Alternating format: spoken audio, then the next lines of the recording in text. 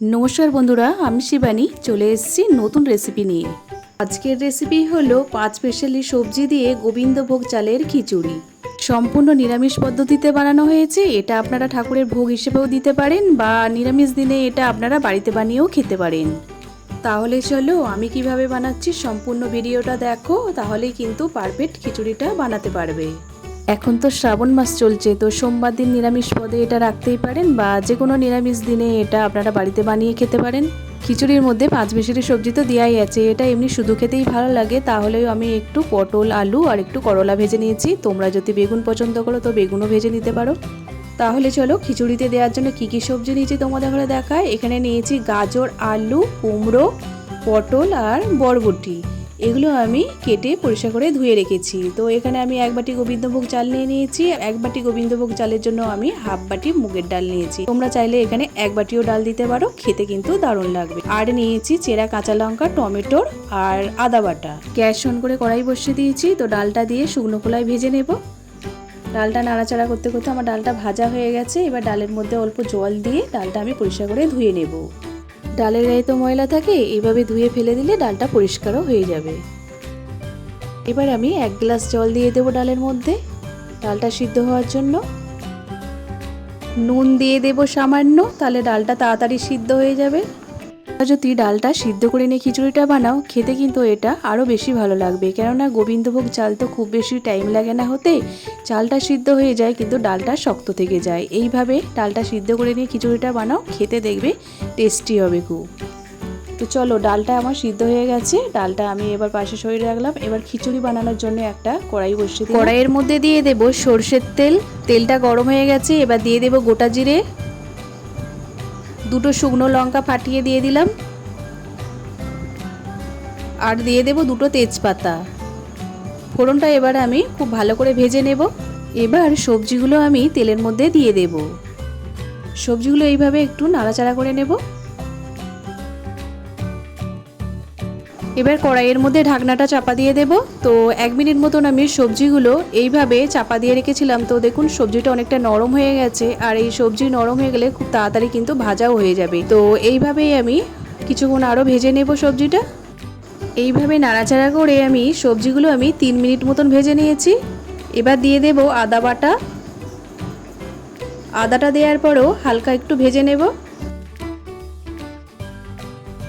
হলুদ গুঁড়ো দিয়ে দেবো 1 চা চামচ, ধনে গুঁড়ো দিয়ে দেবো 1 চা চামচ, জিরে গুঁড়ো দিয়ে দেবো 1 চা চামচ, কাশ্মীরি লঙ্কার গুঁড়ো দিয়ে দেবো 1 চা চামচ। সামান্য একটু জল দিয়ে মশলাটা আমি ভালো করে কষে নেব। আর এখানে আমি ঝালের জন্য কাঁচা লঙ্কা চেরা নিয়েছি, তো আর শুকনো লঙ্কা ফোড়নে দিয়েছি। আর খিচুড়ির মধ্যে খুব বেশি ঝাল হয়ে গেলেও বাচ্চারা খেতে পারবে না, তো আপনারা ঝালের পরিমাণটা নিজেদের স্বাদ অনুযায়ী দেবেন। টমেটোর কুচিটা দিয়ে দিলাম। টমেটোটা দেওয়ার পরও আরও কিছুক্ষণ আমি সবজির সাথে ভালো করে মিশিয়ে নেব।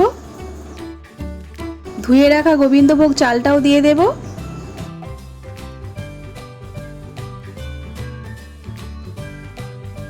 পরিমাণ মতো নুন দিয়ে দেব। এখানে আমি 1 চামচ নুন দিলাম, পরে যদি প্রয়োজন মনে হয় তখন কিন্তু আমি নুনটা আবার দিয়ে দিতে পারবো।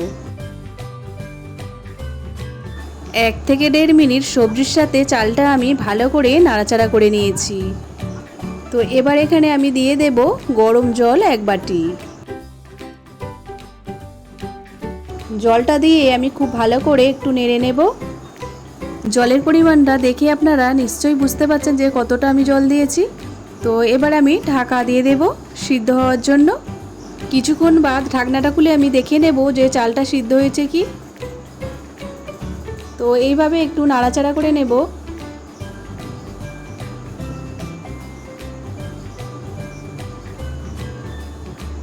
চালটা সিদ্ধ হতে আর কিছুক্ষণ মতন আমার একটু বাকি আছে।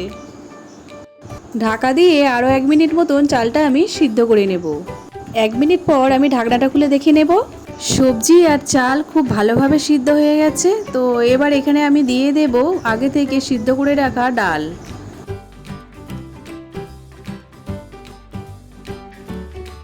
এবার আমি ডালটা দিয়ে দিলাম। ডালটা দেওয়ার পর খুব ভালো করে মিশিয়ে নেব। এইভাবে যদি ডালটা সিদ্ধ করে খিচুড়ি বানান তো ডালে চালে খুব ভালো করে মিশে যায়, তো খেতে কিন্তু দারুণ লাগে। আপনারা অবশ্যই এইভাবে একবার খিচুড়ি বানিয়ে খেয়ে দেখবেন। ডালটা দেওয়ার পর খিচুড়িটা অনেকটাই গাঢ় হয়ে গেছে, তো এখানে আমি ছোটো বাটির 1 বাটি গরম জল দিয়ে দিলাম। এবার দিয়ে দেবো 4টে কাঁচা লঙ্কা। খিচুড়ির মধ্যে নুনের পরিমাণটা আমার একটু কম লাগছে, তো এখানে আমি আরও হাফ চামচ মতো নুন দিয়ে দিলাম, দিয়ে ভালো করে মিশিয়ে নেব।